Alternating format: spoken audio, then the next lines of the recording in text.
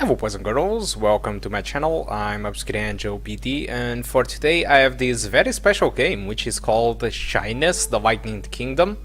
So this game was developed by Anigami and it was published by Focusome Interactive, and it's using Unreal Engine 3. So I was expecting this game to be a little bit lightweight, but it's not entirely the case, okay? So let's start with the settings of the game before talking a little bit about the game itself. So I'm playing with maximum settings with 720p resolution, so I'm not using the native. For the median settings, I will be using an isotropic set to 4, no anti-aliasing or motion blur.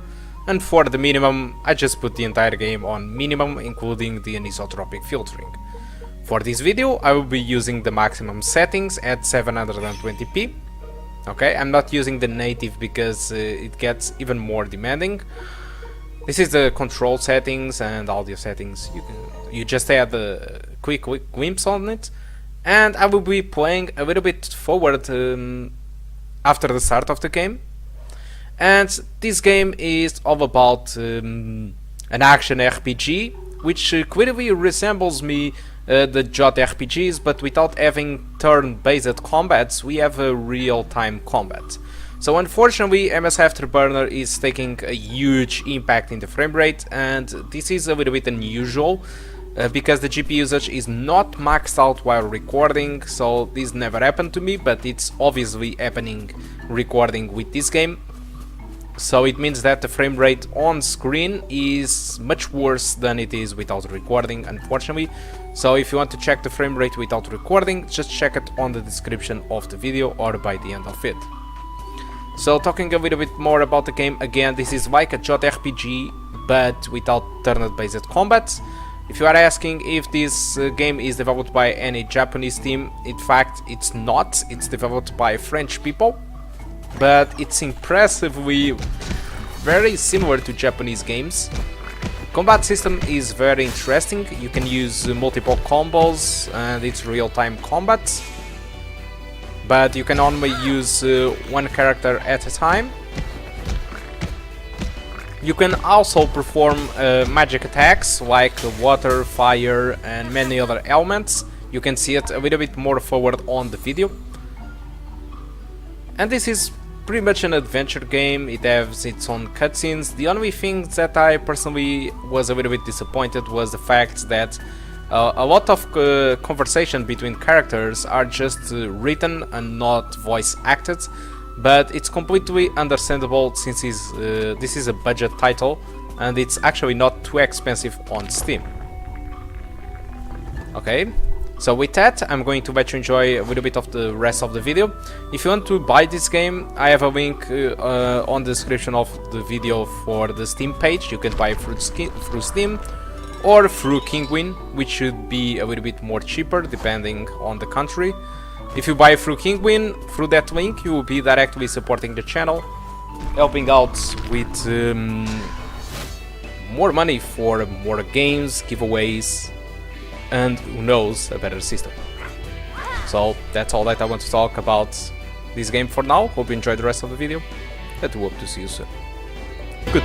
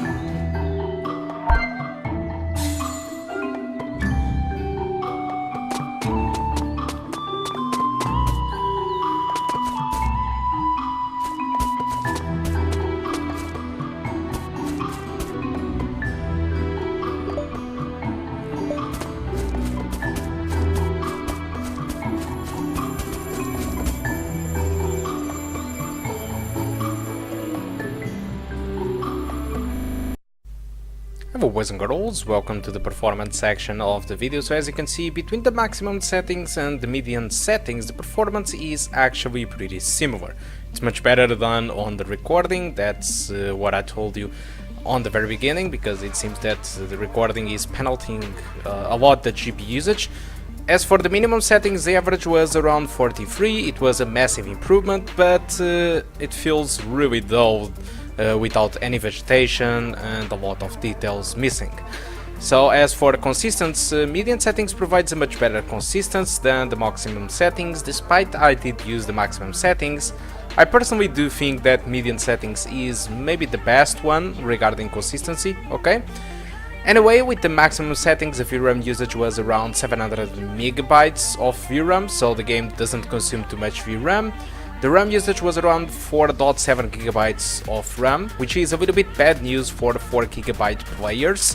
Anyway, I still believe that the game is playable with 4 gigabytes of RAM, because they claimed it on the minimum requirements. They say that the minimum requirements for this game is 4 gigabytes of RAM, so I believe that yes, it could be playable, but it might happen to have a aging or two in some places.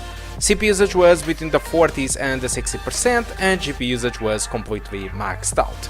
So that's all that I want to talk about Chinese, the Lightning Kingdom. Hope you did enjoy the game and the video. Any question, just leave on the comment section of the video. And that's all. Hope you did enjoy the video, and I do hope to see you soon. Goodbye.